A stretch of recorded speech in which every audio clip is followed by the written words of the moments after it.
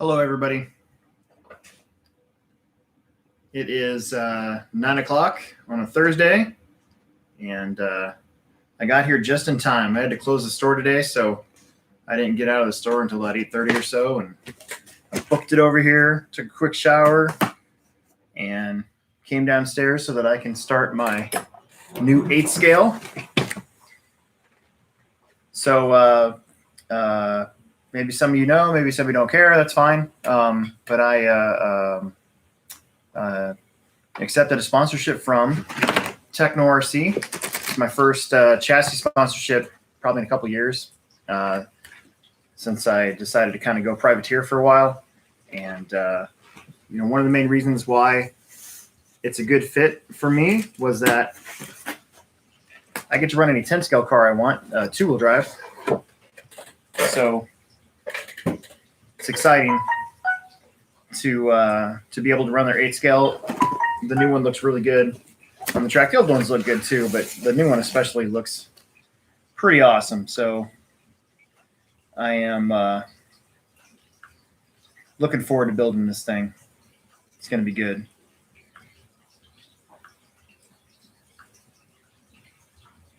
I'm going to check the sound.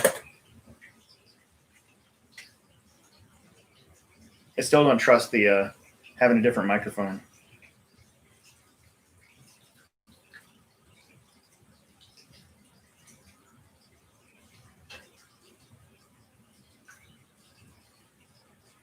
So who's on here? Sound is good? Okay.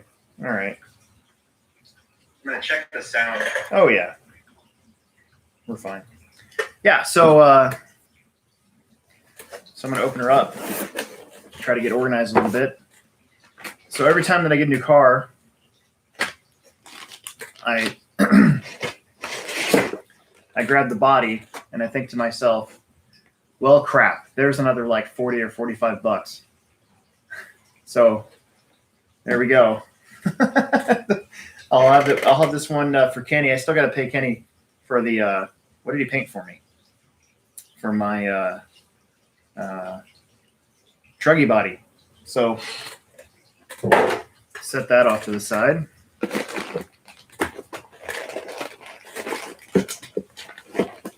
It's got that new car smell.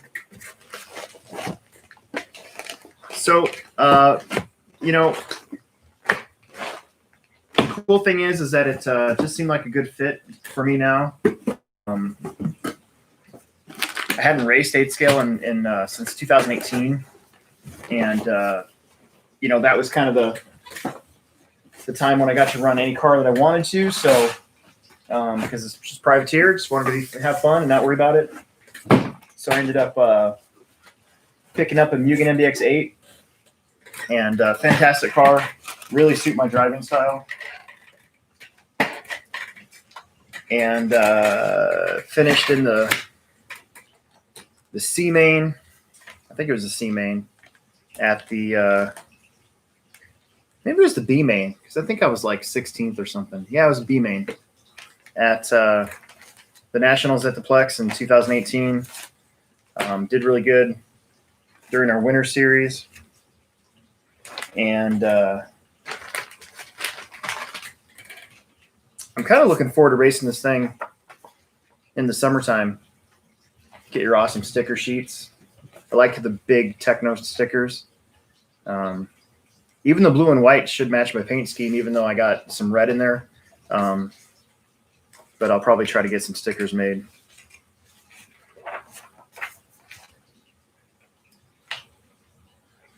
So once again,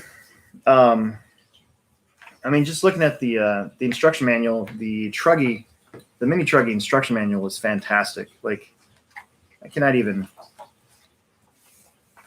begin to express how refreshing it was to actually have this. So I know I've talked about this on here before, but this is setup information, and you just don't see this anymore in the manual. And call me old school or whatever, but I like to look at the instruction manual. Even if it's just like in the bottom of my pit box, if I have a question about what something does, Tekno did a really good job of explaining, what some of the critical changes really make. And looks like they did it here again too. So, I mean, I cannot express enough how refreshing that is just to see. So I'm excited.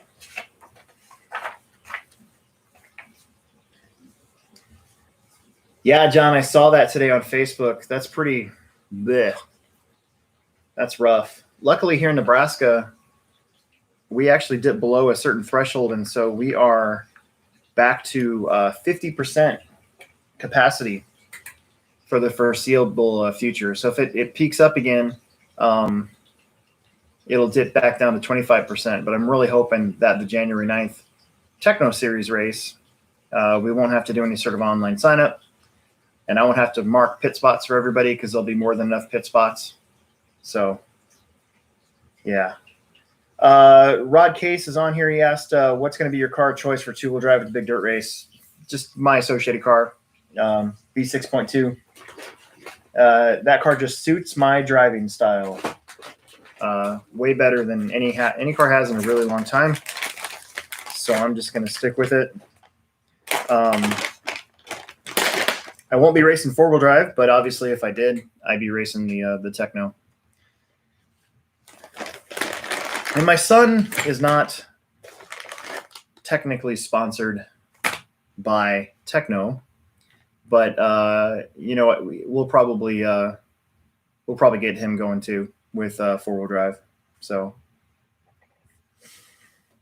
Steve RC, that's a good question. Normally I get him from Boom RC, but he has been sick. So I don't really want to bother him. I do want to get some HobbyPlex show stickers made as well, and some other things too for 2021. But if push comes to shove, I'll probably hit up Stick It. That's where I've gotten him before.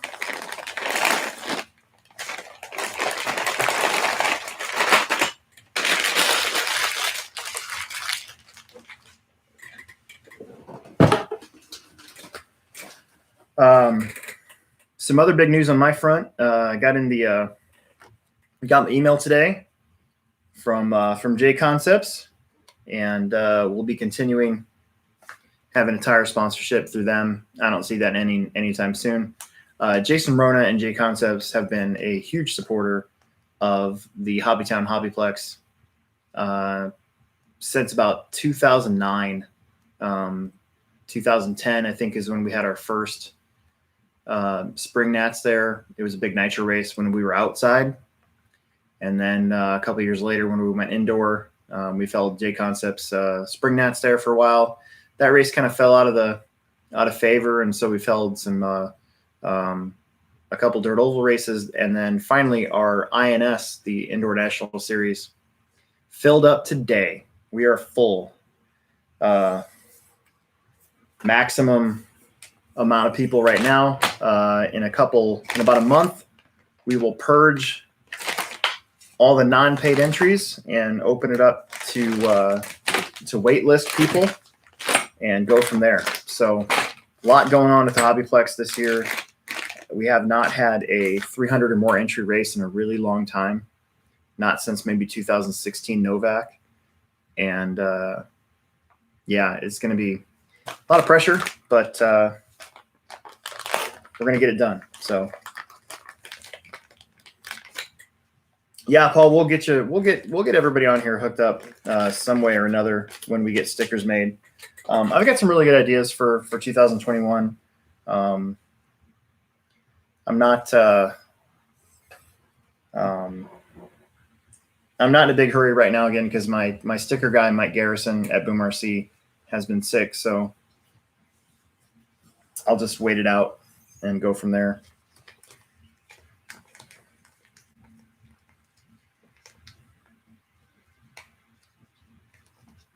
Yeah, everybody that Listcom 20's on here, and everybody that I've talked to, and when I posted on my Facebook that, hey, check out what I got, everybody kind of said, easiest build ever. If it's anything like the Truggy build, I don't foresee anything going on here. I love how everything's in bags, very broken down, so that we can get through step 1, step 2, and all that good stuff. So it's gonna be fun. John Bolton's back racing. There's 22 40+ entries at the winter indoor champs at the Plex in February. And if you look at the entries, like there's a lot of fast dudes like Tony Leatherman, Mac Vanderbeek, of course Alan Horn, Chad Parks signed up. So, dude, it's gonna be crazy.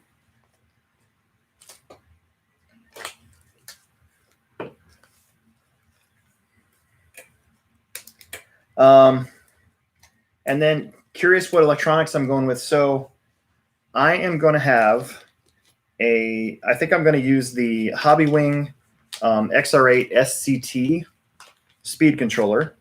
I talked to a buddy of mine who's a high up at HobbyWing and asked him if there was anything that I'd be missing out on if I use that speed controller, and he said absolutely not. He said a lot of his guys use that speed controller in the Tekno just because everything is very tight.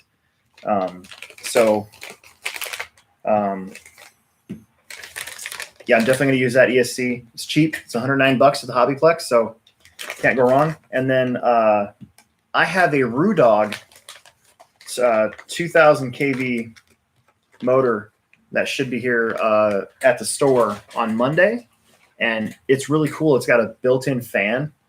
I just saw it, and I'm running a Rudog motor in my 2-wheel drive 10 scale for dirt. It's a 7.0, and it's been really good. Haven't had any problems with it, so I thought I might as well give that a shot. I think it's gonna be good. Need to find a 13.5 motor and ESC combo for my stadium truck. So, so Glenn McCoy just asked that question. So, motors and speed controllers, motors especially, are very.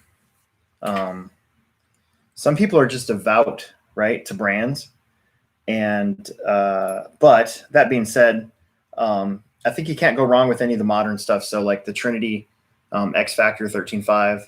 The Motive MC4s that are out, even if you can get an MC3, the Reedies are okay. But the one thing you got to know about 13.5 motors, if you're going to get a good one, is they're all $100, right? Or 109 or 114. And then for a speed controller, honestly, if you're not worried about ever racing modified, just get a HobbyWing Just Stock, dude. They're cheap. They're $54.99. And they stay cool, and they have all the most of the features that you would ever want for tuning, since you can't use boost or anything anyways. I won our Carpet Off-Road Syndicate this year with my stadium truck and a 13.5, and that's all I was running. I had a HobbyWing ESC Just Stock, and I had a Macklin 13.5 motor. So I'll push that Just Stock all day because they're cheap and they work really good. So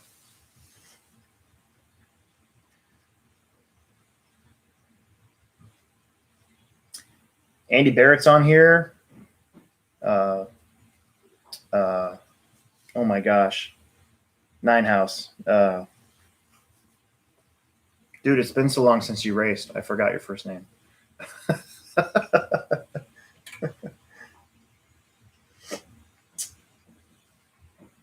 Yeah, HobbyWing or Tekin for 1/8. So, you can't go wrong with the Tekin RX8.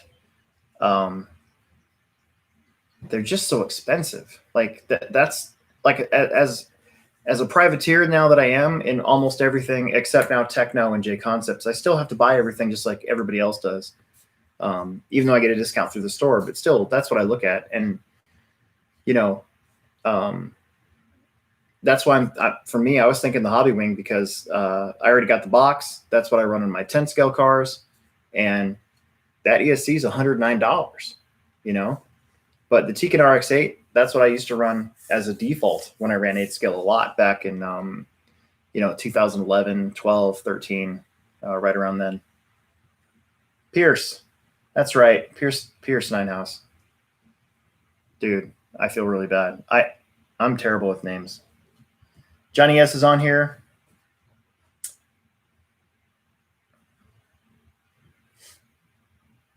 The Just Stock does not have reverse polarity protection. So what I do, I don't know if I got a car that can show it. Let me see. But what I normally do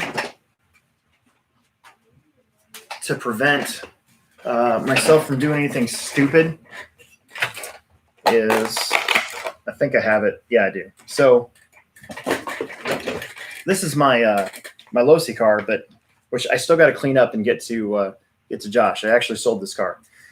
But what I normally do, and I kind of did it on this one, is I like to cut one of my wires. I don't know if you guys can see that. I like to cut one of my wires really short. So whatever side is closest to the ISC, I usually cut that wire nice and short so that it can't reach the other side. So I can't cross up my batteries. Or so that Emerson, my son, doesn't cross up my batteries. So, yeah.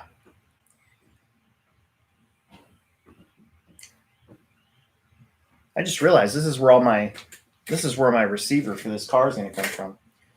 So yeah, I got to get this car cleaned up because I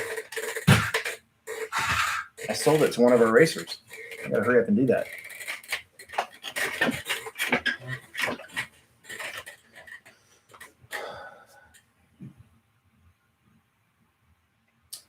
Steve, there's really only one transponder to get, dude. It's the $99 AMB. It sucks. It's like one of the crappiest things in this hobby is knowing that one company has a monopoly on transponders, but it is their system, the AMB MyLaps that we're all using. So it is what it is. The 3 wires are the one to get. Most tracks that are springing up that have to buy the new box from AMB, the 3 wires are the ones that'll work. If you find a used 2 wire, sometimes you go to a track and the 2 wires won't be you can't use them. So because they don't register. So all we carry now at the Plex are the $99 3 wires. The great thing is if you're ever strapped for cash and you have a couple of them, like say this guy, every once in a while, if I need $80, I'll just sell one for $85. It sucks that you have to spend $100 for a transponder, but at the same time, it's the only thing in our hobby that keeps a majority of its value. There are used transponders being sold for $85 all day long as the wires are in good shape. And there's even some other guys that are, can sell them cheaper, but I put mine up for $85 and it was gone in like 4 hours. So yeah, there's really only one option when it comes to transponders. And if you work at a hobby store and you get first dibs on the numbers when they come in, you get a number like this one. I don't know if this is going to show up or not on the camera. Let's see if it does. You guys see that? Oh, it's really hard to see. Never mind. I'll just say it. So my transponder number is 1919991. I love this transponder number. I'm never going to get rid of it. One of my other transponder numbers is 8000057. And then way back in like 2005 or something like that, our phone number was 293-2664. And I found that when one of our we had a whole batch of transponders, and one of the numbers was 253-9964. It was my phone number. It's not my phone number now, but I still have that transponder as well. I thought that's pretty awesome. I used to have another one that was like 66655 5.7 or something like that. And then I have another one that's like 22444,999 or something like that. Something really easy to remember. Strange that I don't remember it. Whatever. It is what it is. Okay, let's get going. That's thread lock. We don't need that. Yeah, so Pierce Ninehouse, man, you got to get racing again. Haven't seen Pierce in a while.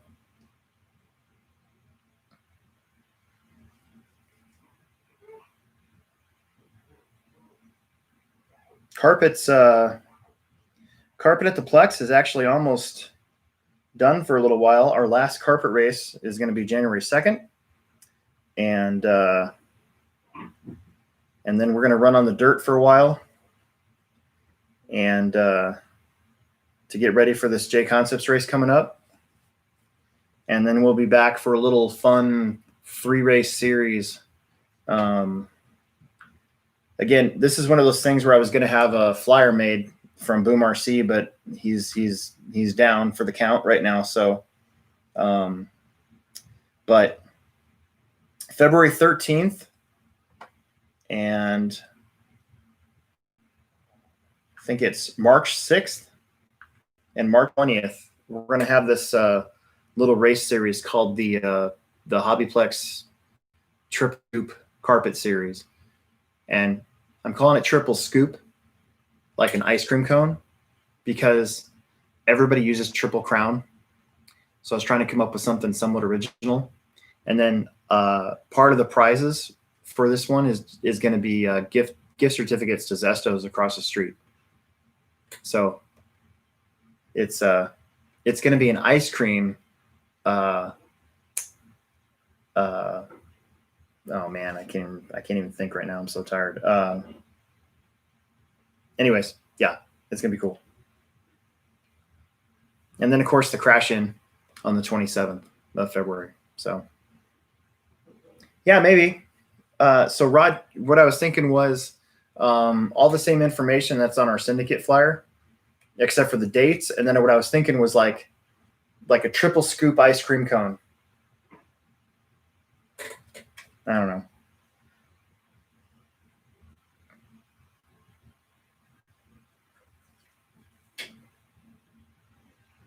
I could make the flyer. I just don't have. I don't have the. I used to make all of our flyers at the Plex, and then one of my laptops crashed with the software, and I didn't have the software around to re-upload it onto anything. So it kind of have other people do it now. Mike Garrison does such a good job with stickers and flyers and awards. He does all of our, not all of them, but most of our race awards too. So hopefully he's up and running again when it's time for the carpet crash in.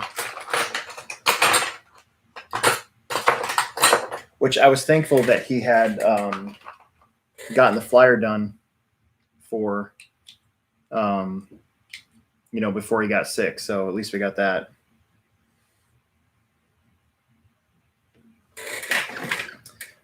Steve, the crash in is our annual big race on the carpet. So we actually have 2 big races in February. We've got the big J Concepts one, which is already sold out. And then we've got, which there is a waiting list. So if you want to get in, you can call me or message me tomorrow, not right now. And I will, I'll get you on the wait list. But the crash in this is the crash in 4. So it's our 4th season on the carpet. And it's just a big kind of a trophy race. We only give awards to the top 3 because we're only charging you $25. So we don't try to make a big hairy deal out of it, but last year we did have like 117 entries. So it's gonna be a good time again this year. It's just a couple weeks after the big dirt race, so we'll see how much hangover there is, if there's any. There hasn't really been any hangover this year, so we'll see what happens. Can upgrade from 2 capacitors to 3 or 4 of them on the Hobby Wing. Silver edition. Yeah, you should be able to change the capacitors if you want to. I know there's a, what do they call it? It's a high energy bank or something like that capacitor. You should be able to put that on. I don't see any problem there with that. Pierce, there's open practice on the dirt track, pretty much just like there always has been. All day Monday, all day Wednesday, all day Thursday. We don't really have open practice for the carpet because in order for the off-road cars, dang it, to run on the carpet, we have to cover it, most of it, with extra carpet so we don't damage the on-road surface. So sometimes on Friday night, if we get the track done early enough, we do have some practice on Fridays. It kind of just depends on if we get the track built in time. It takes like 4 hours to build the carpet track. It takes like 30 minutes to tear it down. So, actually, John, we actually did just get in a whole bunch of capacitors, and I think we got in 3 different types. So you might have to just call up there before you make the trip. But I know we did just get a bunch in. We just got a big Hobby Wing order in on Wednesday, yesterday. Gosh darn it. I'm talking and I'm losing my... I don't like how that one's magnetic. Dan J's on here. He said he just got done building his, so that's awesome. I can't believe... So I've actually owned probably 3 or 4 Tekno cars, but this is actually my first... no, my second one that I've actually built. All the other ones I've got in used. So... I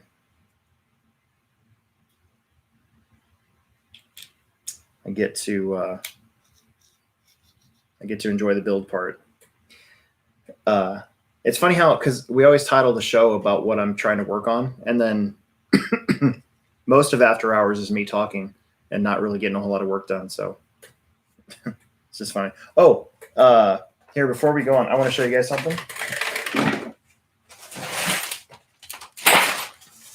My room is a mess right now. Just a huge mess.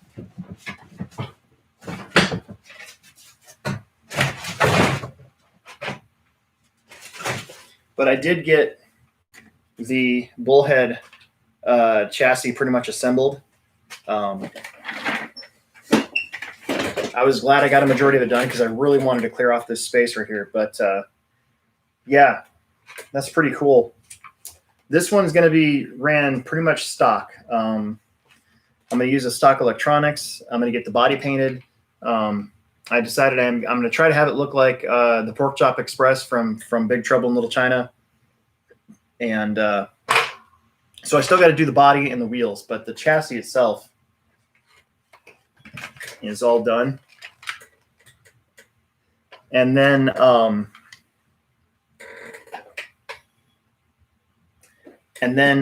have another one that I'm going to get the J Concepts regulator chassis kit for it, I hope, and put it together with better shocks and all that good stuff. So I'm going to have this one that's going to be stock. It's going to be Bullhead.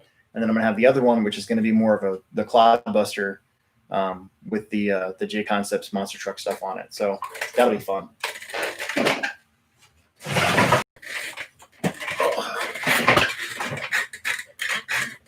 My wife came down here and apparently cleaned. So there's like stuff up that I normally don't have up. So I'm like, why is this all here like this?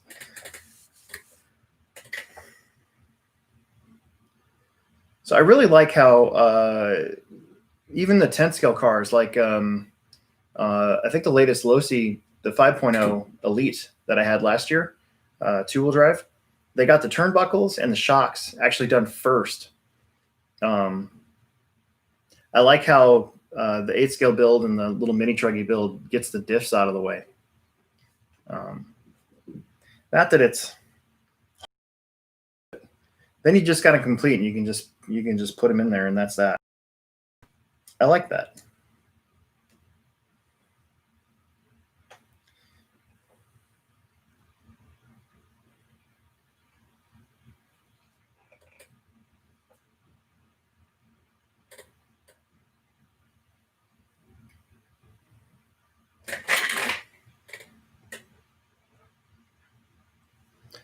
So Josh said, how do most of you guys start to figure out how to build? Because I just feel like I'm going to mess it up if I do a kit. And you know, that's where a really good set of instructions come in at, because if you don't have good instructions, building any kit, whether it be an 8-scale, 2-wheel drive, or even like a model, right, can be a pain in the butt. So that's why I was, when I built my mini truggy, I was just like, man, these instructions kick butt, because there's actually words. Like when we get to the shocks later on, you know, there's going to be, it's going to say what to do, right?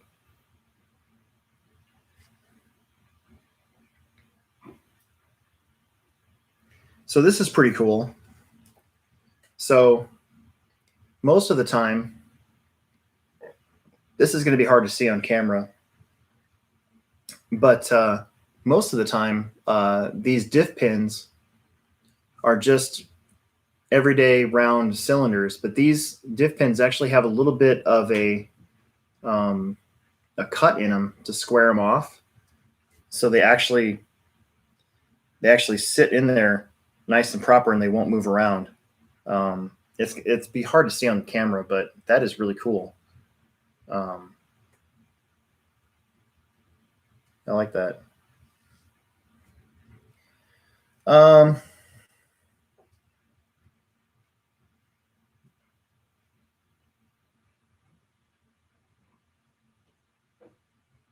So is there a good way to start, though, like a certain kit, or not so much all the same? I would say generally speaking, just from personal experience, the big three, or the big, you could throw like X-ray in there too.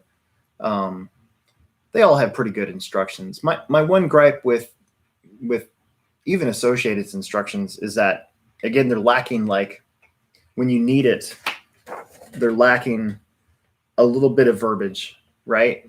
Everything's just pictures. So that's why when you get to parts of this, you're like, oh, okay, that's how they want you to do that.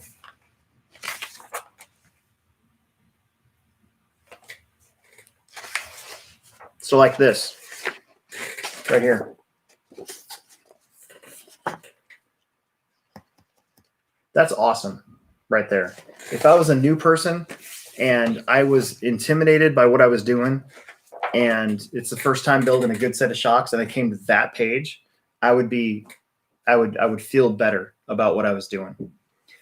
You know, sometimes that stuff's lacking in some other brands' instruction manuals. Those of us that have been building cars forever, we don't care, because, you know, we've even gotten down our own way of bleeding shocks and everything, right? So yeah, I'm not going to say one brand is superior to the other, but I will tell you that these guys, it's one of the ways that I was convinced that I was going to be in a good spot. So just take that information. But even the LOSI and Associated instruction manuals are great. You know, that's my one gripe, though.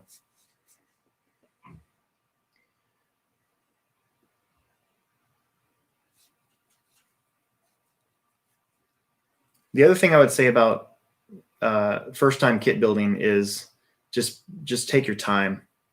Don't try to rush it.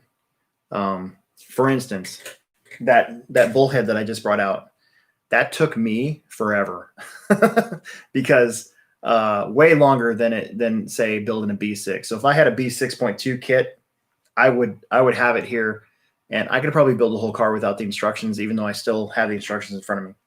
That Tamiya truck, like, that took me a long time. I mean, that's been what, 2 weeks now, and I think I finished it up Monday night, that part of it. So don't be afraid to take your time too. Whatever you do, don't rush it.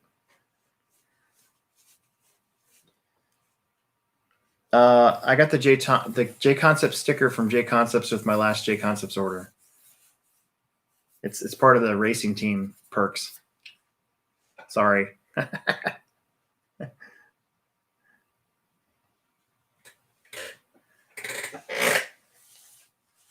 Oh.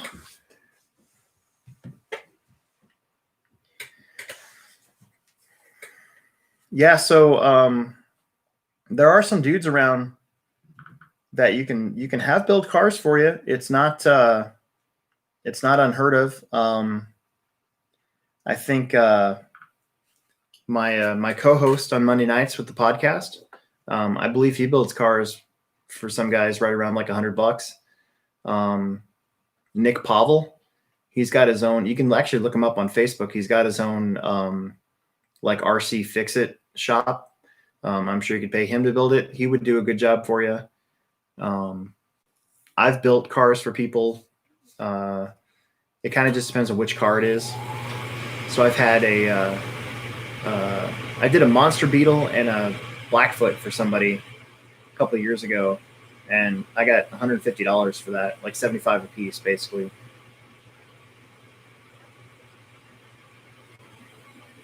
But I would definitely just go for it, just get it done.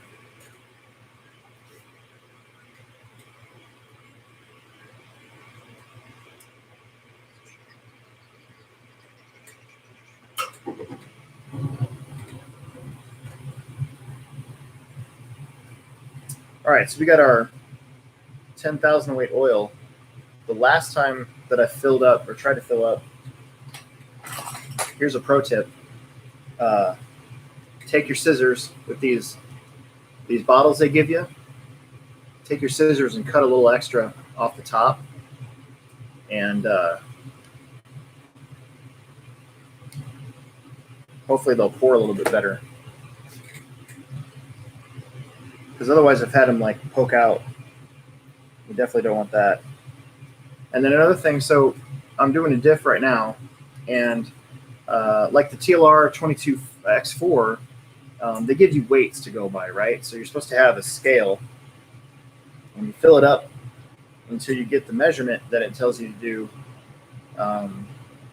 in the instructions. That's a great way to do it, but I feel like not everybody has scales, right?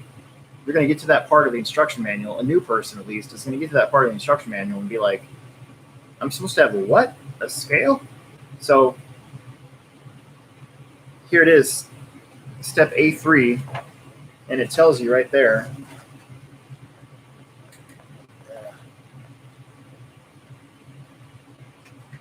The fill level. So it's 1 millimeter below the top. If you want to get super serious about it, you can take your caliper and you can kind of measure it. You could also just eyeball it, but I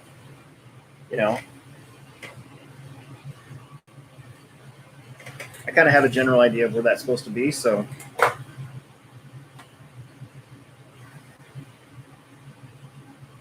yeah, I didn't have a scale when I had my 22X4 build. No scale for me. I should. Scaling your car is actually a good thing to do.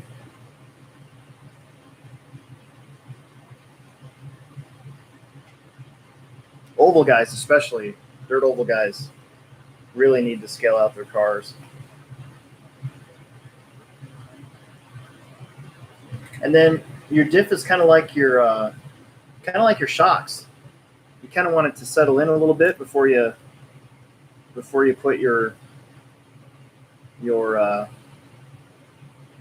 other side on. So let the bubbles come up a little bit, and I don't know if you guys can see that, but I'm just at the very top of those gears, right below. So we're going to set that there.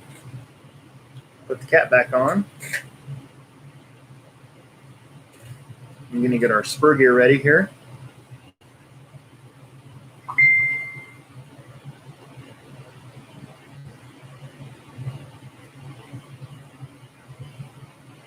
I got bombarded this morning.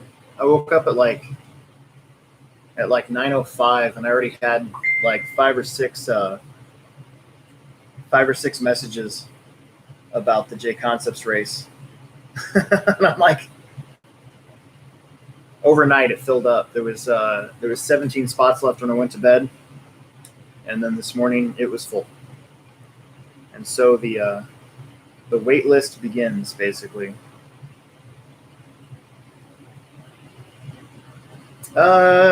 Jason Haley, I missed your question back there, but I don't know if I have any more. I've got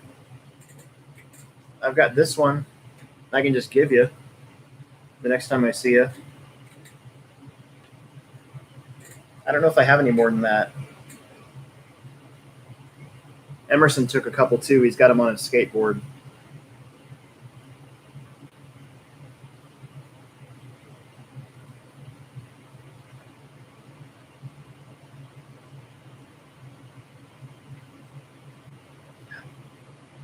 So I built these before where I forgot to put the bearing on.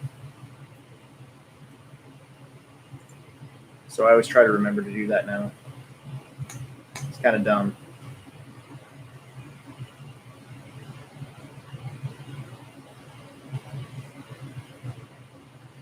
Dane J's on here. He wants to know, he's new here. What's the best way to come and get racing on the weekends? Are people patient and show you the ropes? I would say people are extremely patient at the Plex when it comes to racing.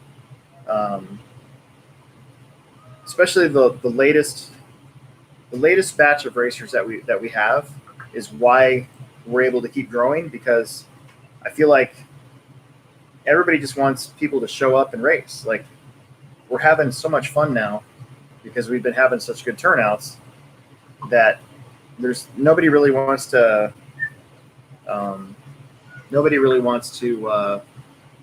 scare anybody away. So that's why we have a beginner class,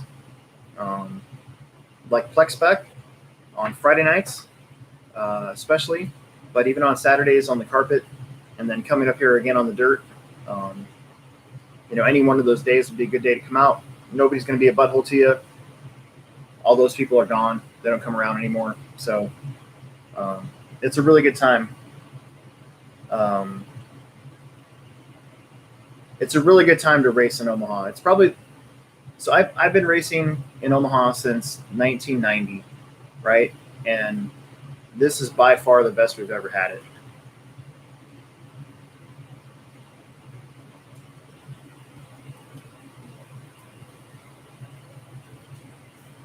Josh, we're in Omaha, Nebraska. The Hobbytown HobbyPlex is our store.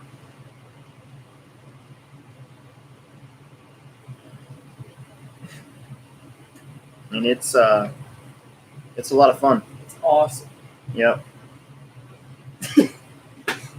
Even though he doesn't come around anymore, but hey, I'm there every once in a while. He's busy skateboarding and gaming.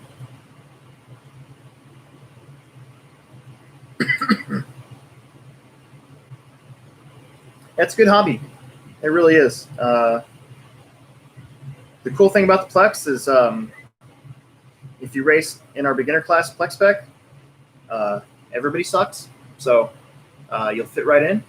And then from there you can grow. You can get into independent stock buggy where you're racing against regular Joes.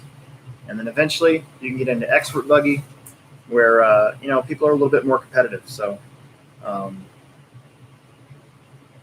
we've got it really good right now, and we're able to grow, and that's what's most important for me. Also keeps me employed, so I got that. That's always nice.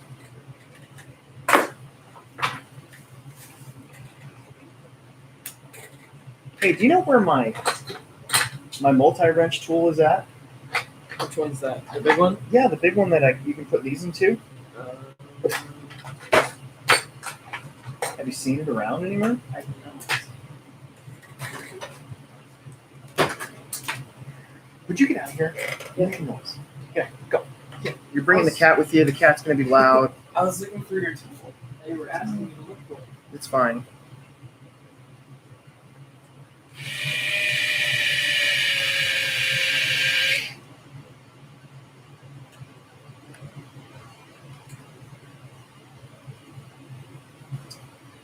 Glenn McCoy asks, what's the difference between the independent buggy and the expert buggy classes? So independent stock is exactly that. It's for non-sponsored drivers. If you are sponsored by Bob's Backyard Shock Pistons, you have to run expert.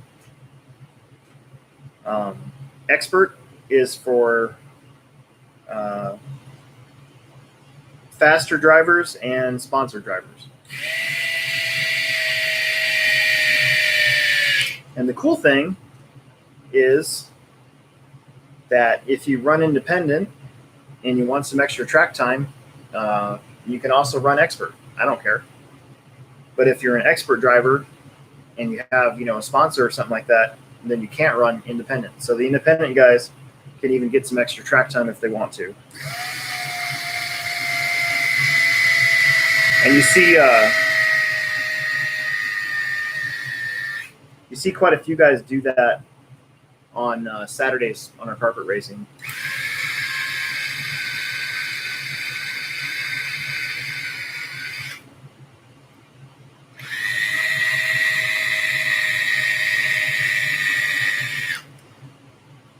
Peter Rideau asked, do you balance your tires?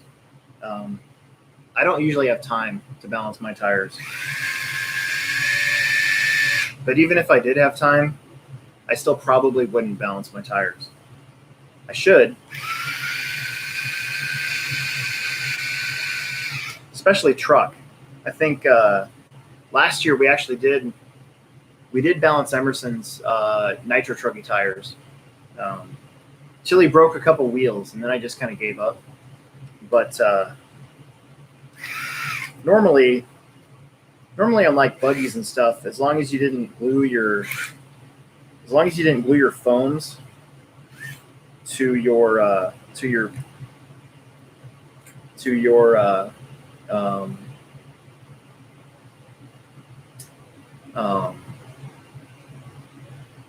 wheel, then usually you don't have to worry about it that much.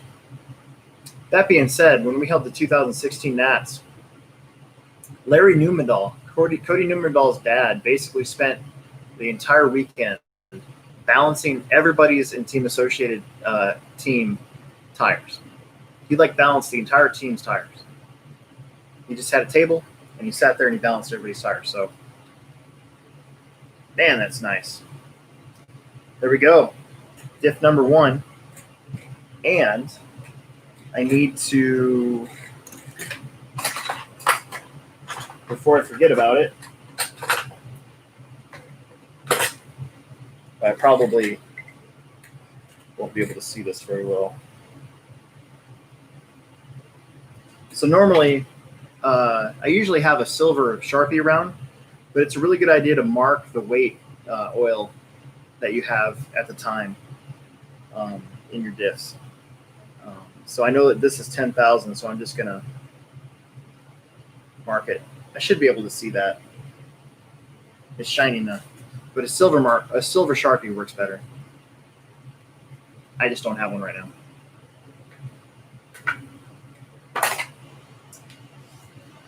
now. Do we have an over 45-year-old class? No, not on regular race weekends, but we do have a 40-plus mod two-wheel drive class at a lot of our big races. So like the J Concepts race that's coming up, there's 40 and over. There's 22 entries in that one, including yours truly. That class is mostly filled with a bunch of fast old guys that are tired of racing the kids.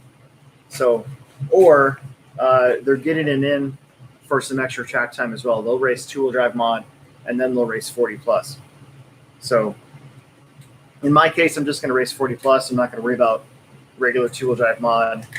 I feel like for me, it doesn't bug me that I'm not involved with that anymore. So.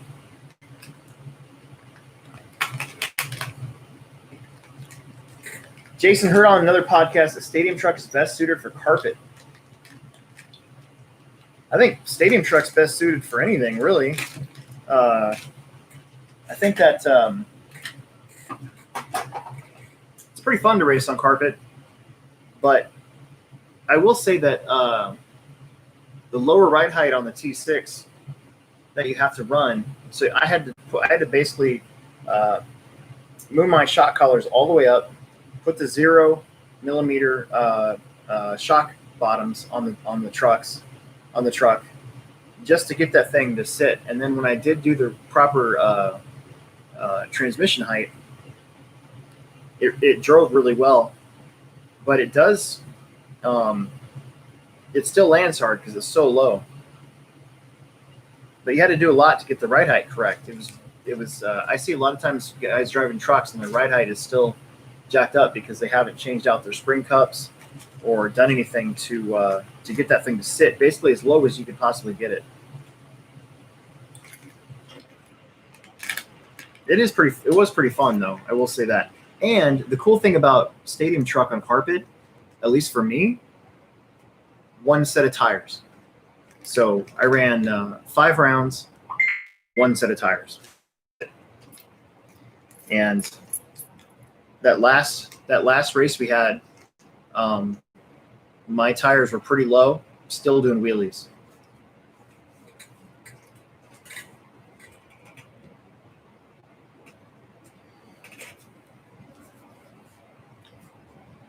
Mason's on here, wants to know my opinion of the TLR 22.4 2.0. My honest opinion?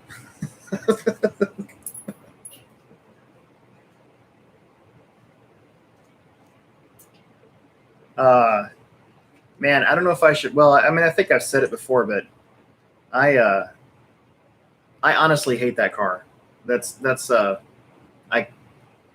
I always say burn it with fire, but it's a cool car, but I just I wasn't a fan of the car tweaks, right? The chassis tweaks. At least mine did, and several other people at our track. So, yeah, I'm not a huge fan of that car. Yeah, thanks, Rod. Rod Case Racing's on there. He said dumpster fire. That's basically it. So, hang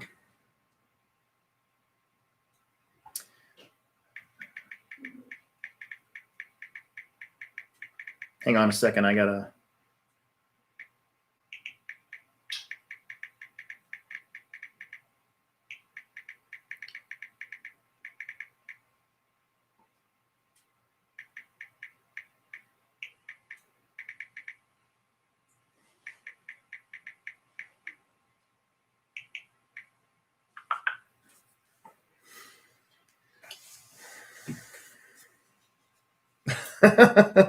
I know. I'm sorry. It's weird because the 22.4, the very first one, I had a lot of success with that car, and I really liked it a lot. And then the second one came out, and for some reason, it just the tweak chassis thing kind of got to me. That it just there was no real way to fix it, and you kind of had to, like, between every race, you basically had to take that car and flip it over, put it on a desk, and kind of like see if it rocks back and forth. And if it rocked back and forth, you had to take the back two screws and either tighten them or loosen them. You would basically be tweaking the car almost like a 12 scale. And then you would go out and you drive it again, and if you happen to get in a wreck, the car would tweak again. And that was frustrating for sure. But that being said, I think it has a couple national championships, so maybe I just suck. I don't know. Now, the flip side of that is this car, the 22X4. I love that car. That car is amazing. Out of the box. See, one of my biggest gripes too about cars in general is we take all the time to buy a car, we take all the time to build a car per the instructions, and then we take it to a track, and sometimes you're told, oh, well, you can't use any of that. You have to get this, and this. And if I was a new person, I would be frustrated as hell. I wouldn't even want to race, right? So the great thing about the 22X4 is box stock setup. That car is flawless, absolutely flawless. And the instruction manuals for the car is amazing. So you go from one extreme to another. I think the 22.4 2.0 is cool and all, but for me, I just didn't like a lot of the little quirks about it. But then they come out with the 22X4, and it's fantastic. So take that for what it is.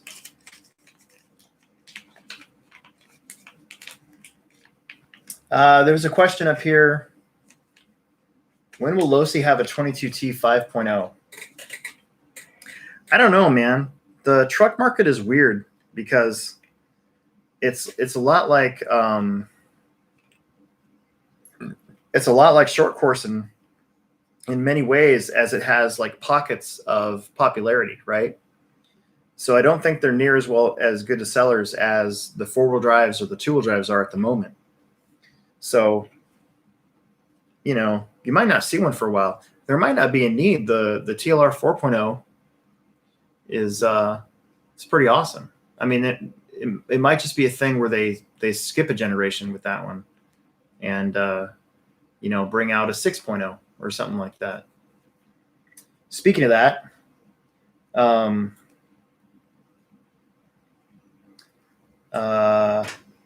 do you think or know if TLR is working on a 6.0? So I am pretty good friends with a couple different TLR drivers locally, and as far as I know, there's not really anything on the horizon. I think there's going to be possibly a chassis update for a carpet car. You might see that come out, but I don't know. But if there was, it would probably come out, I would say, in like March. That's usually when they release the 2-wheel drive. It has been, so usually you can kind of count TLR on having almost like a 2-year cycle. Back when I was a TLR driver,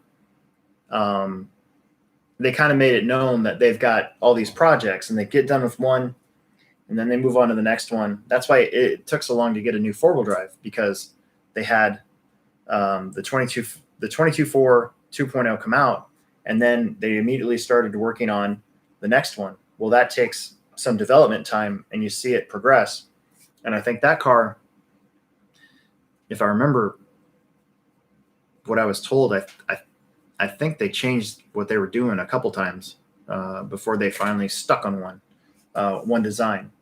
So I think it has been, if it's been 2 years, because I had my Elite, when did I buy that? In October of 19, and I think it'd been out for a little while, so it's possible.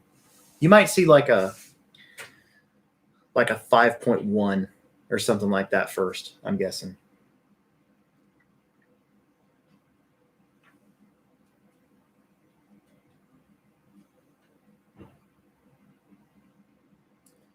Dan J. So the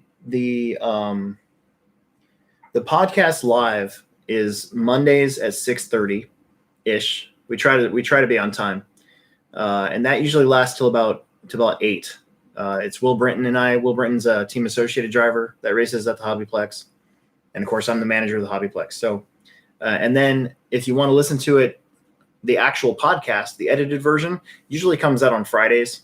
And you can find it on Apple or Stitcher, SoundCloud.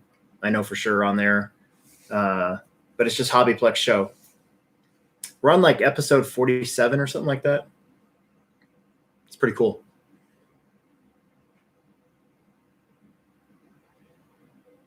Have you heard any rumbling of the hobby trying to discourage the use of LW? I would say, is that liquid wrench? I've never heard of anybody saying that at all.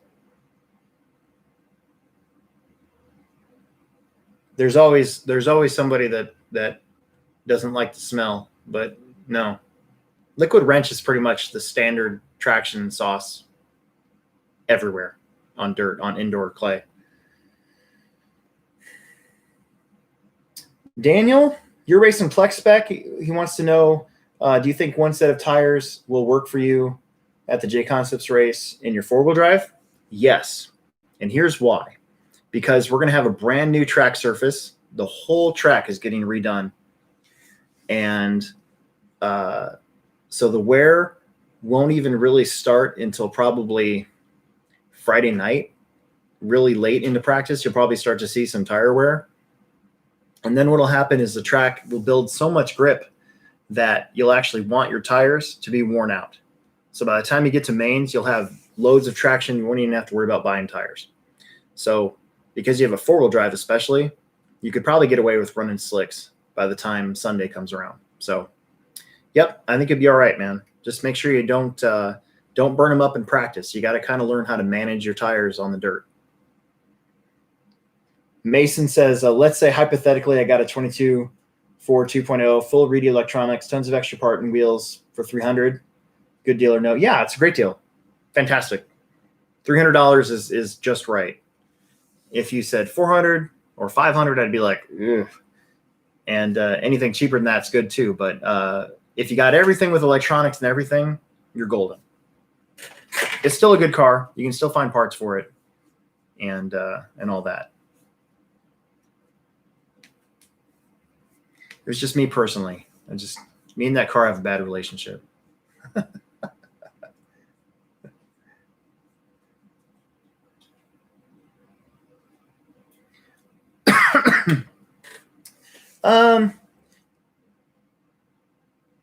Yeah, I really only do a live stream Thursday nights at 9 o'clock. Honestly, it's the only time I have, because Mondays are my one day off, and Monday nights are dedicated to the podcast, which is live on YouTube, and then gets edited down. And then I work all day Tuesday, Wednesday. I work most of the time till 7 on Thursdays, but tonight I have to close. So, and then I work all weekend and I run races at the Plex. So Thursday nights was a good pick for me. I'd like to do more, but I don't know. This seems fine once a week. That being said, every once in a while I'll pop up. I think I'm going to do our mains live from the Plex now. I tried it out last Saturday, and instead of filming each individual race by hand while I'm trying to announce the races, I'm just going to set up my little thing, and then if I need to do a moving camera, I will. So.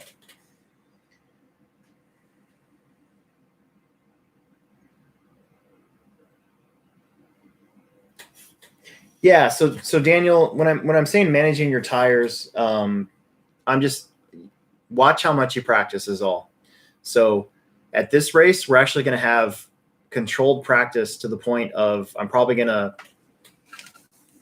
have like buggies run for an hour and a half, and then I'll have a truck practice, and then we'll have a novice practice and all that. So I'll have to break. It'll all be by the numbers. There's way more buggies signed up. There's 63 13.5 4-wheel drives signed up right now for this race. So I'll have to figure out how I'm going to do that on Friday. And we're also going to have a seeding round Friday night too. So basically we're going to run a mock qualifier that will seed the heats for Saturday using your best 3 laps. Should be really fun.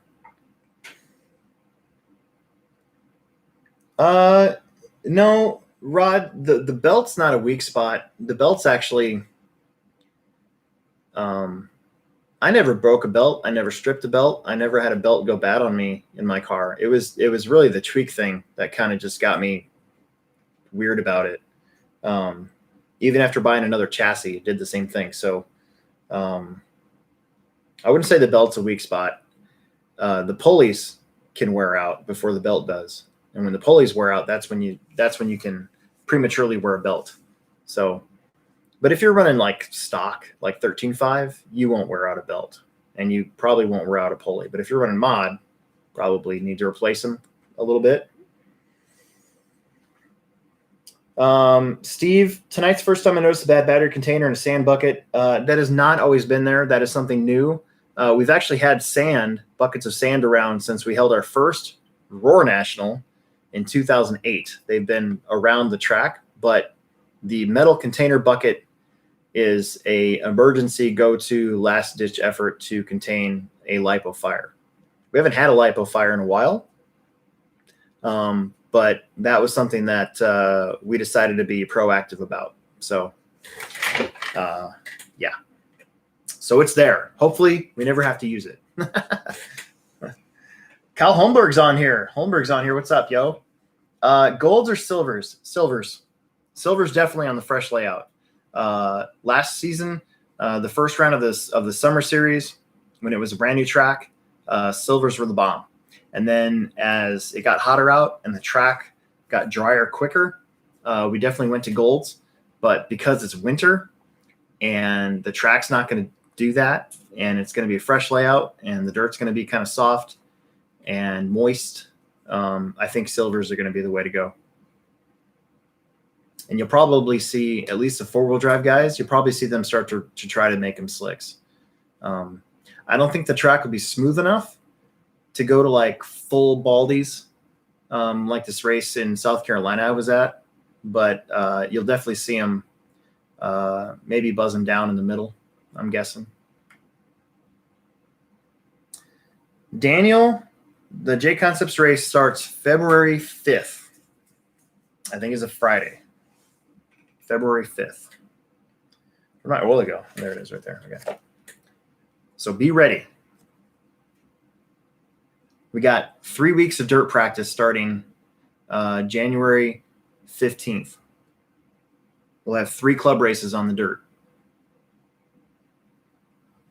I don't know about you guys that are racing the syndicate this year, but I actually kind of liked having it kind of almost out of the way.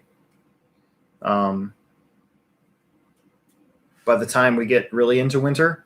And also, as long as we keep having this race in the same date, you can expect next year's syndicate to also take place basically October, November, December.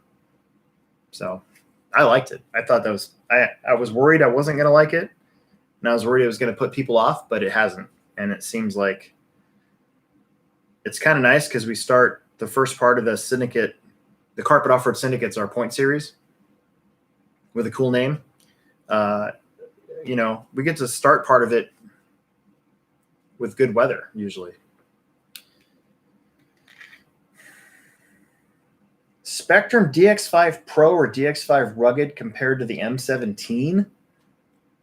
I like the orange DX5. Dude, okay. There's no comparison to an M17. I'm just going to throw that out there. But if you're looking to get depends on what you're using it for. If you're racing with digital servos and everything, get the DX5 Pro. If you're bashing and you got a whole bunch of cars you want to put on the same radio, there's nothing wrong with the DX5 Rugged. Those things are pretty neat. They're waterproof. You can drop them. Yeah, you can't really compare anything to an M17. No matter what anybody tells you. The Spectrum M17 and the Sanwa M17 and is the creme de la creme. That's why it's $570.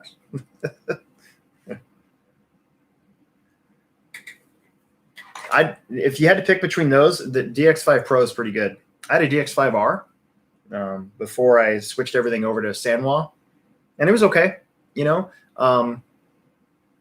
main, and this was the R. So basically the DX5 Pro fixes everything that was funny about the R. So I had 3 cars, right, with the DX5R, and they all felt like they would never center.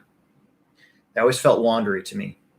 And I replaced receivers, I replaced servos, and finally I borrowed a buddy's M12 and I put it in the car and I took out my buggy and I drove the car and I'm like, it's got to be the radio. And then just to make sure, I put that same receiver and stuff in my 8 scale that I also felt like was wandery and drove it. And sure enough, it was definitely the radio. Now, they came out with the Pro after the R, and I believe that because they had a new project manager too, I think they kind of fixed all that. So I think you'd be just fine with if you don't want to spend the big bucks, I think a DX5 Pro is definitely a very good radio.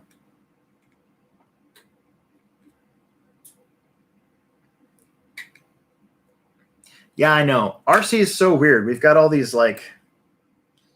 we talk about latencies and there's all these different names for cars and for vehicles, and it can kind of, a lot of times when I'm explaining stuff like today, a gentleman came in and he wanted to get 2 RC cars for his kids, and I have to explain to him the difference between a nickel metal hydride battery and a LiPo battery, and I can already tell the minute I start saying nickel metal hydride, his eyes glaze over and he has no idea what I'm talking about, nor do I think he cares. So I have to break it down into more easy terms. Like, this battery is for young kids, so you can just push start and go. This battery is for older people. It can burn your house down.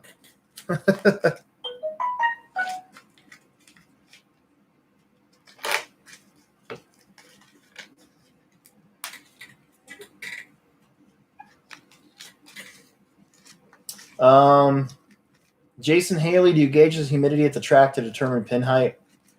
So, yeah, basically, I would agree with that, kind of. So in the summertime, it's really humid outside, and it is usually pretty humid inside. We try to keep the door shut so that the moisture stays in the track, and you can run a lower pin tire. This last Friday that we raced, the track was really wet, and it stayed wet all night. Remember, it was I believe it was raining out, and so the roof was not leaking, but all the condensation from watering the track for a couple days had built up and then dripped back down onto the track. So the track just stayed really, really wet. I basically threw on slicks for the main, and my car was really good. I don't know about the air. It's more about the track. It definitely is more about the track. If we opened up the doors in the summertime during the summer series, the track would dry out completely, and who knows what tire we'd be using. We'd probably be on double Ds, and probably not clay compound. It'd probably be green or something like that. For those of you guys listening, double Ds is a J Concepts tire that has more of a kind of an old school pin tread pattern. And the compound, so there's we run on an indoor clay track that's usually a little wet, so we run clay compound tires, right? And then you have like dusty outdoor tracks will run, say, a soft or super soft tire. And J Concepts, their super soft tire is green compound. So that's what we mean when we say that.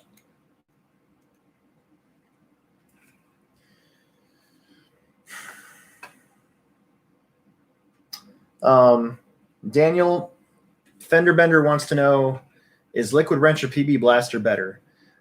So Liquid Wrench and PB Blaster, hopefully you guys watching know what that is, but basically Liquid Wrench is just what it says. If you have like a stuck screw or something, you can spray Liquid Wrench on it and it helps the screw get loose, right? Well, it also is a very good traction compound for our rubber tires.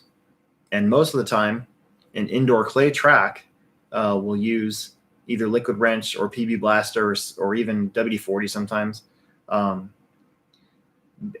wouldn't say one's better than the other. It's just that basically Liquid Wrench doesn't wear out your tires as fast as PB Blaster. PB Blaster is very aggressive, and depending on how you leave it on your tires or how early you sauce your tires, it can make your tires wear out way faster than Liquid Wrench.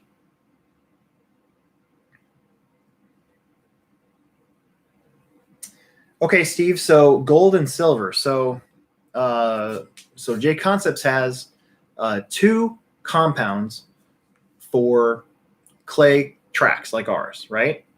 And you got gold and silver. And basically, silver is a little bit softer than gold.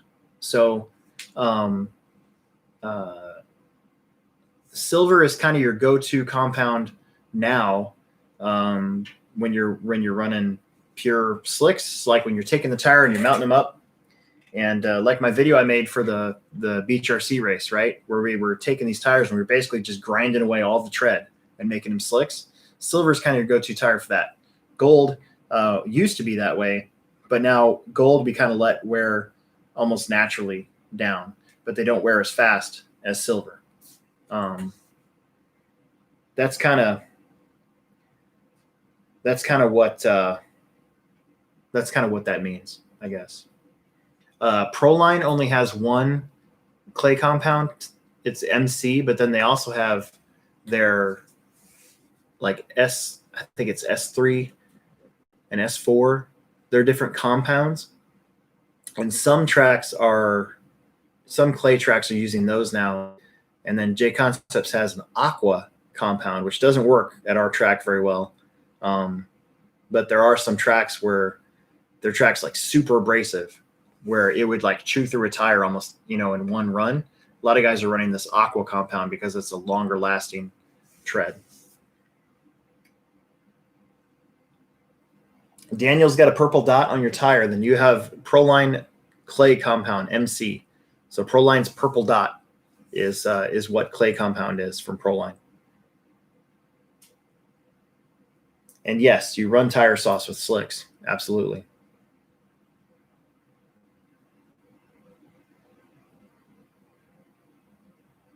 Cool. Moving on.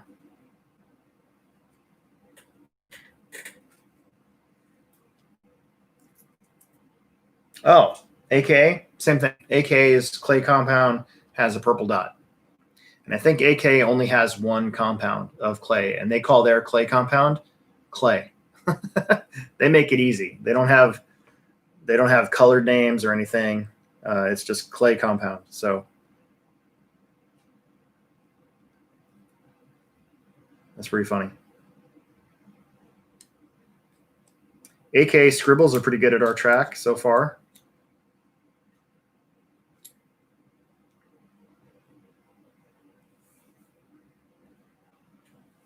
Thank you.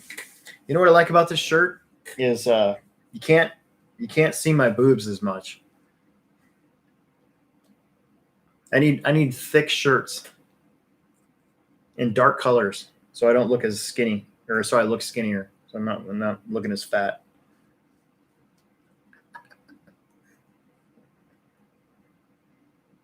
Dude, there's been a couple What's New Wednesdays where I'm wearing my work shirts. Like we have this polyester blue ProTech Hobbytown co-branded shirt, and I'm rewatching this video and I'm like, holy crap, dude! Like I need to lose some weight.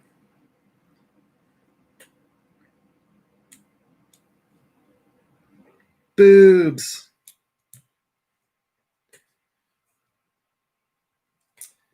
Okay.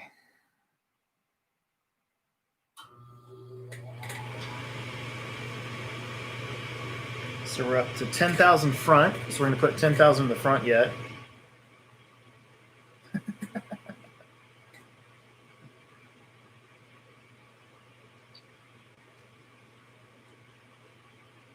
Man cans. Yep.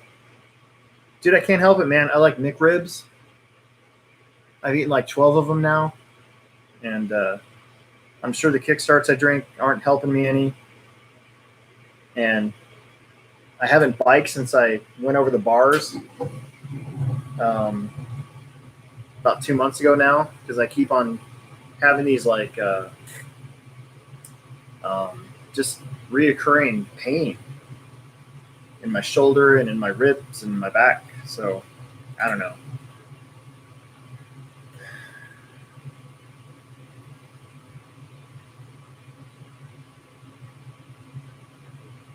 Which question? Did I miss one? You gotta ask me again. I might have missed it.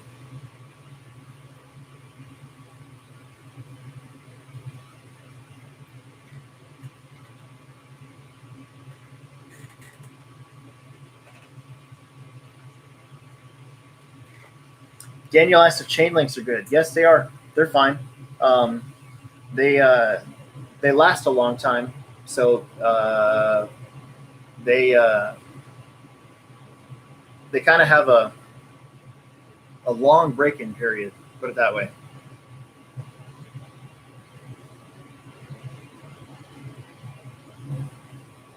I was doing really good this summer. I dropped like 10 pounds over the summer, and then just kind of gained it all back.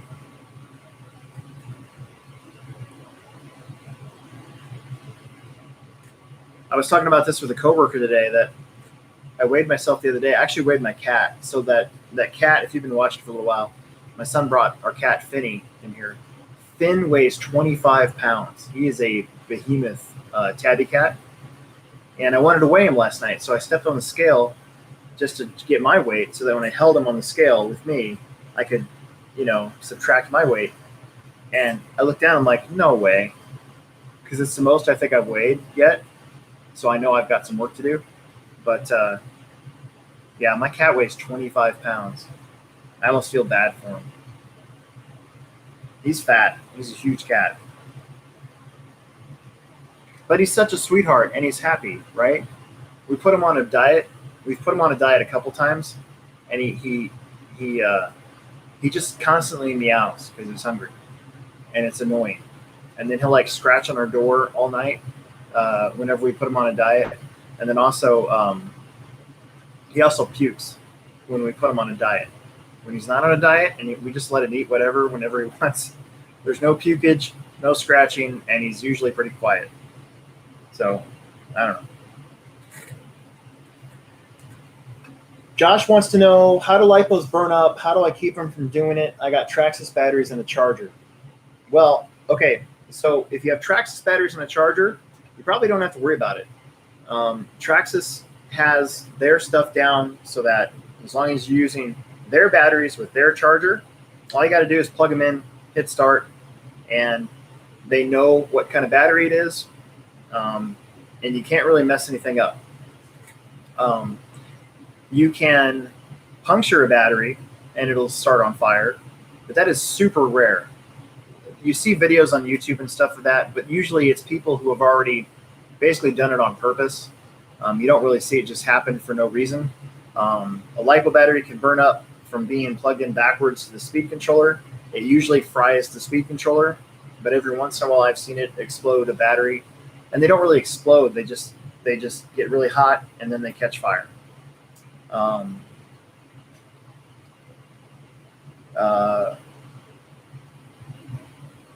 If you didn't have a Traxxas charger and Traxxas batteries, the way that we've seen people ruin lipos or have them catch fire on them is by having them on the wrong setting.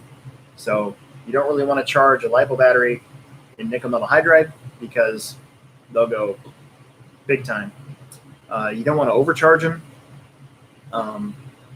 My son and I actually had a lipo fire in our pit, and it's because he was charging a 2-cell as a 3-cell, and he bypassed, without knowing what he was doing, he bypassed the warning on the charger, and so the charger was overcharged. It actually expanded, and then it split. As soon as it touches air, lithium, it goes, starts a fire. Messed up my pit area pretty good. Luckily, he wasn't sitting there because he did have his headphones on and his back turned to it, so that would have been really bad. But luckily, it ended up being okay. But since you have a Traxxas pack, you should be okay.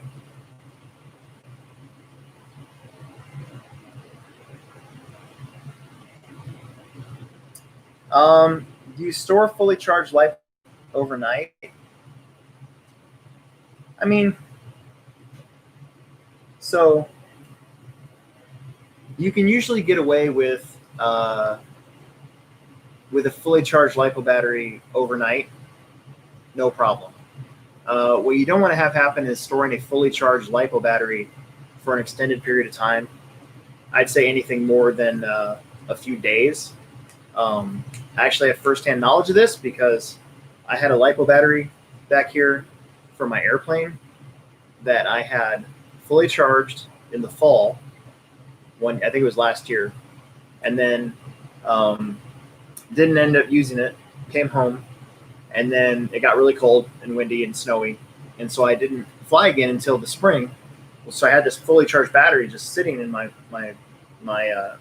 table, and every day that I would come down here, or every other day or whenever, I would see the battery start to swell up more and more and more from being fully charged for an extended period of time. So I'd say overnight's not a problem. A day or two, probably not a problem. Anything beyond a couple of days, you definitely want to at least put it on your charger in storage mode so it can discharge it down to a acceptable voltage range.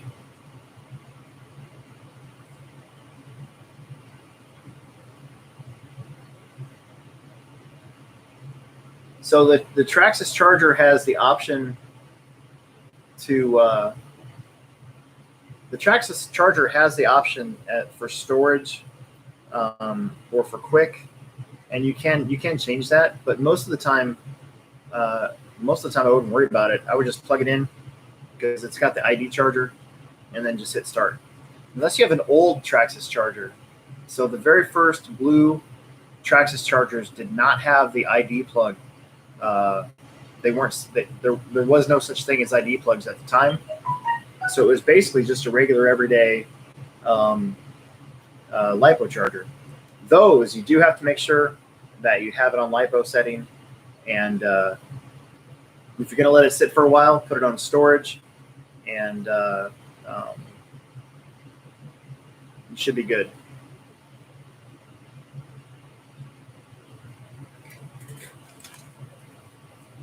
Yeah, you should be able to.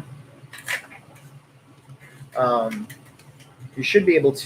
a Traxxas charger, you should be able to plug a battery in and change it to storage, and I believe it takes care of it. I might be wrong on that one. No, I don't think they do discharge. Yeah, they don't discharge. So you would have to basically do it on your own. Like, if you have a fully charged pack and you're gonna let it sit for like a week or two, just go put it in your car and run it for like 10 minutes, and then put it on storage mode. If you had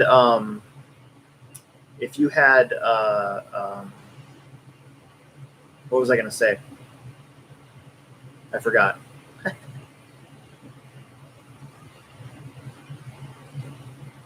I think if you have a charger that has storage mode and it can discharge like my charger can, I believe it can discharge down. Lance Murray just dropped a super chat. That's awesome, dude. Thank you. What's the go-to pinion gear for 13.5 in a 74.1B 78 two-spur gear? I would probably start out. I believe it's what did I have mine at? Hang on a second.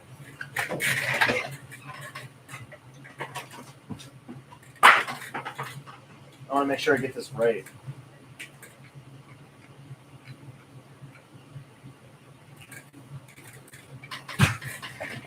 Probably start out with like a 25 or 26 tooth pinion gear, and then check your temps. So, motors are most efficient right around 160 degrees. That's kind of what we're all shooting for. So if you start with like a 26, right?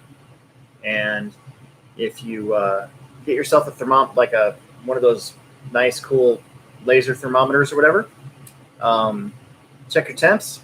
If you're at like 140, you could probably gear up a little bit. If you're at 180, then you definitely want to gear down a little bit. You're trying to get close to 160, but then you also have to take into account the timing on your motor and how big your track is, right? The Plex is pretty big, and I ended up starting pretty high on my 22X4, and then I ended up gearing down quite a bit, and my car got faster. So I think I have mine at 25, my Losi car, but they're pretty similar in gear ratio. So I would start there, like a 26 would be where I would start, and then just check your temps.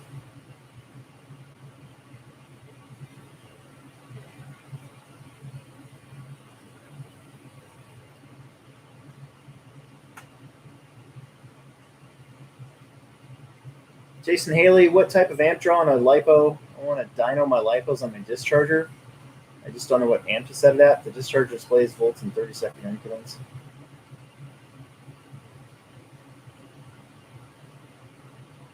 So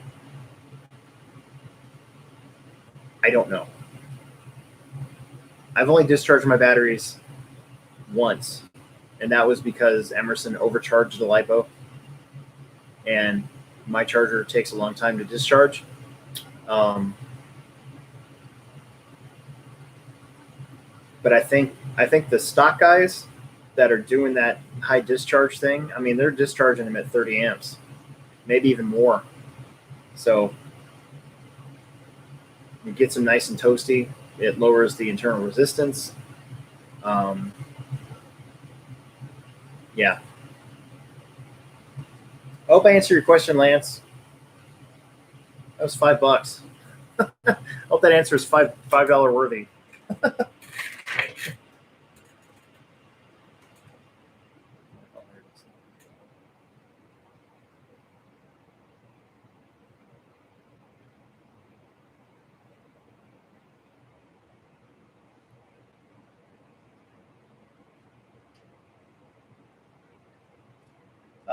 Big dude, yes. So all the Traxxas batteries nowadays, they have their own plug, the Traxxas ID plug, and you can't really charge them on any third-party charger. You pretty much have to use a Traxxas charger.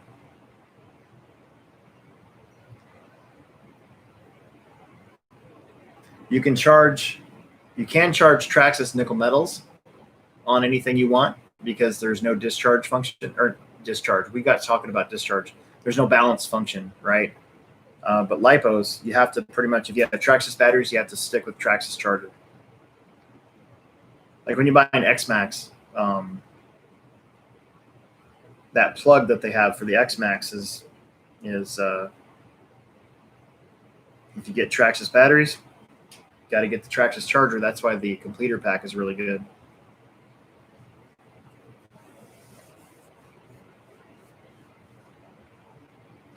Okay, so Josh, yeah, so what your charger has, all Traxxas chargers, not a lot of people know this. Some people don't. All Traxxas chargers have balance ports on them. You get to take those little Traxxas logos off, and it exposes the balancer. So that's so that you can use other brand LiPo batteries on the Traxxas charger. The Traxxas chargers, though, are a little finicky.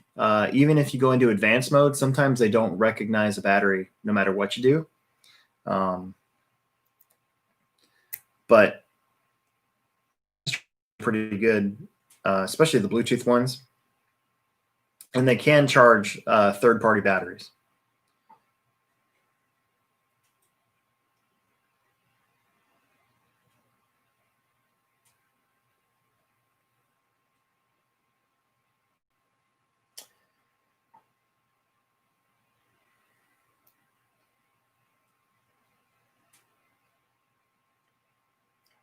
Lance wants to know, could you explain the adjustable timing on an X Factor? I checked it with a multimeter. It's right around 7.5 amps. So when I've had my motor checker on when we were racing stock, I think the idea is to get it at like close to 6 amps. What I did was you have this motor checker device. They're $100. I think Trinity makes them too. I think they're right around $100. And I would loosen up the screws on the timing. And while I have it on and running, I would actually take and adjust the timing while it's running so that I could see the KV number, the efficiency number, and the amp draw. And when it got past 6 amps, the efficiency dropped like a brick. And so I always adjusted mine so that I had close to max efficiency, a decent KV rating, and an amp draw of about 6 or so. Every motor is different, though. I mean, even you could have 3 of the same This is why oval guys buy like 6 of the same brand motors. You could have 6 13.5s, X Factor 13.5s, and they'll all be somewhat different. So just be aware. Want to see where the volts register at 4, 5, and 6. That might be a Will question. I'm not even sure if Will know because we run mod. We don't ever look at anything. We don't ever look at that, to be honest with you. Even when Emerson was running stock, I just charged his batteries at 25 amps, let him go practice. When he came back in, we do that. So, yeah, I don't know. I wish I did. Now I feel dumb. But just like at the HobbyPlex, man, if you ask me something and I don't know, I will tell you straight up, I don't know. I won't try to play it around.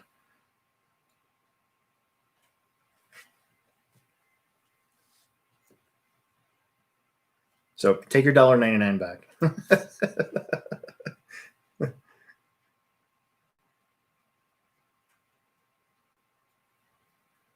That's a good idea, though. I mean, I can see that. I would think that the higher milliamp hour battery would stay at the higher voltage longer. I think that's why, like dirt oval guys, they all run the 6100, 6000 milliamp hour shorty packs.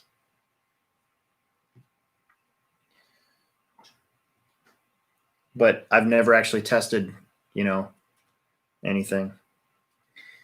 All right, this is it. This is the last question. I usually sign off at about 10:30, and we're a little bit past that. But Daniel wants to know if I've seen more mice. So here's my take on seeing a mouse at the track. They're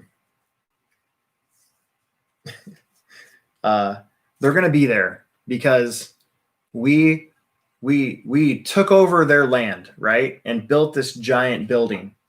And then everybody comes in 3 times a week, and they usually order pizza or Jimmy John's, or they bring food, and then they don't eat all of it all the time. And then they throw it away in our trash cans, which are accessible to critters. And when winter comes along and all these mice are cold, they want to go someplace warm. So they come inside, and then they build a nest somewhere, and then we see them, and then we start setting traps everywhere, and we kill a bunch of them, and then they go away for the rest of the time. That's been the cycle. So hopefully we're getting them. We have got quite a few mouse traps that have been working. So usually what I've seen is you see them pretty often, and then after a while they get the hint that they're not wanted, and then they go away. So there you go. That's my take on the mouse. So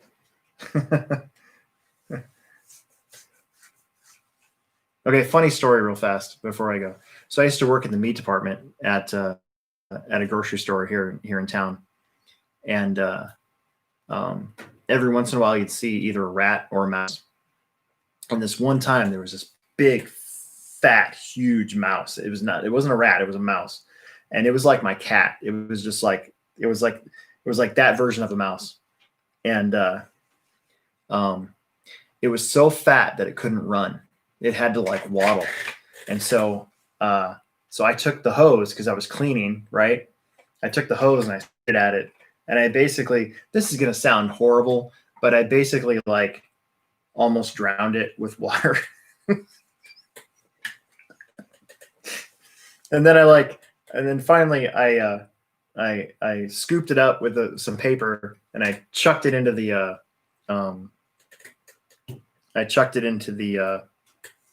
compactor. So